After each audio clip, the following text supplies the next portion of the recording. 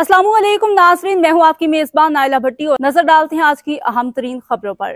Hope and Justice Council के chairman Munawwar जान की क़यादत में मसीही कम्युनिटी से ताल्लुक़ रखने वाले सियासी, मजहबी, समाजी रहनुमा और वकला ने डिप्टी स्पीकर सिंध असम्बली से उनके दफ्तर में मुलाकात की। दौरान मुलाकात deputy speaker Sindh assembly Anthony को बहैसियत डिप्टी स्पीकर अपने फ़राइज़ अहसन तरीके से अंजाम देने पर खराज तहसीन पेश करते हैं। मसीही कम्युनिटी का पाकिस्तान के तामीर और तरक्की, ख़ास तौर पर तालीम और सेहत में अहम किरदार रहा है।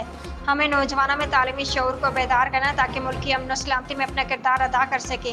होप एंड जस्टिस काउंसिल की जानिब से डिप्टी स्पीकर एंथोनी नवीद को उनकी खिदमात को सराहते हुए अवार्ड दिया गया।